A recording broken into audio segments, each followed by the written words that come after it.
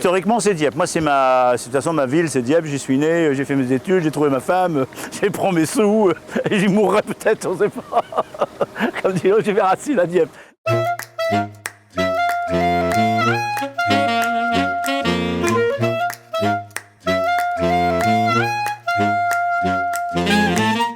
Quand il a fallu que j'aille en seconde, à l'époque, on nous balançait tous au lycée technique à Pablo Neruda. Il fallait remplir les classes, quoi. Mais comme j'avais toujours l'agriculture dans la peau, j'ai repris un an par le CNASEA à l'époque, en formation pour adultes, au lycée horticole de Saint-Germain-en-Laye, de façon à obtenir un diplôme, au moins un peu de théorie dans le métier du maraîchage. On ne peut pas tout faire en gros, si tu veux. De la tomate, je ne peux pas en faire pour Pomona ni les cantines. Économiquement, on ne passe pas.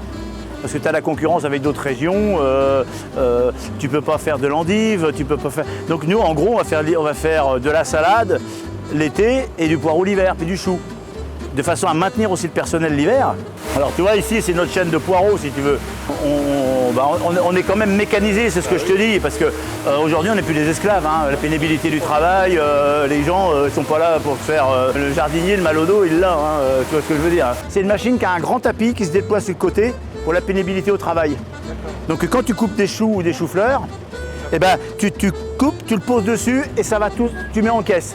Tu n'as plus à être couper les choux, porter le mal de dos, machin et compagnie. Ça, c'est un exemple, si tu veux, tu gagnes un peu d'argent l'année dernière, on a pour pas que les gens soient trop crevés, quoi, si tu veux. Les Clark, moi quand j'ai démarré il y a 40 ans, on faisait tout à la main, on n'avait pas de Clark, on n'avait rien. Hein. On n'en est pas mort, c'est sûr, on n'en est pas mort. Puis c'est pas la solution. Non, mais la solution, c'est de travailler et d'être le moins crevé possible. J'ai l'âge de la retraite depuis l'année dernière. Hein. Je pourrais être c'est déjà un an que j'aurais pu décrocher. Je peux pas m'arrêter de faire le marché, je peux pas... Moi, j'aime bien ma ville, j'aime bien mes clients, c'est ça. Bon, puis tu as besoin de... moi je fais de la moto, t'en as, ils vont faire du sport, ils vont faire de la natation. Moi, je vais au marché, je vais m'éclater au marché. Pendant 5 heures. Ma grand-mère était cuisinière dans ce qu'on appelait la cuisine bourgeoise. Donc l'amour de la cuisine est venu déjà à ce moment-là. Et j'ai essayé un petit peu dans quelques petits restaurants. Et puis j'ai vu que je voyais que ça me plaisait vraiment. Avoir des discussions avec des chefs, c'est toujours exceptionnel. Des gens comme Guy Savoy, comme Paul Bocuse, Joël Robuchon. Dans le charisme, je dirais Paul Bocuse. Et transmission de savoir, je dirais Monsieur Savoy. J'ai fait quelques années dans l'industrie agroalimentaire, chez Nestlé. J'ai beaucoup travaillé avec Pierre Portier, avec Gilles Joannin, avec Marc Fouché, qui sont des meilleurs ouvriers de France. Donc ça forme. Quand on a envie d'apprendre et quand on est un peu curieux, c'est des gens extraordinaires. Après la cuisine de direction, je suis passé concepteur culinaire. Donc concepteur culinaire, ça consiste à créer des plats ou des recettes et de passer la main à l'industrialisation, tout en étant le garant de la qualité de ce que vous avez créé.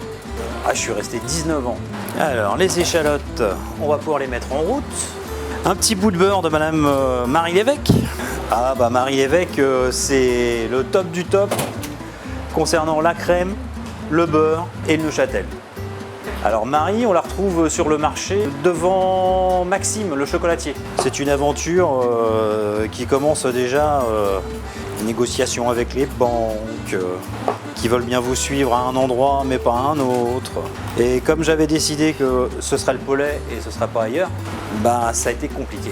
Et je trouve que le Pollet, c'est un petit quartier qui reste familial, où tout le monde quasiment se connaît. On s'entend super bien avec les collègues restaurateurs. Et puis c'est un joli petit quartier qui est vivant.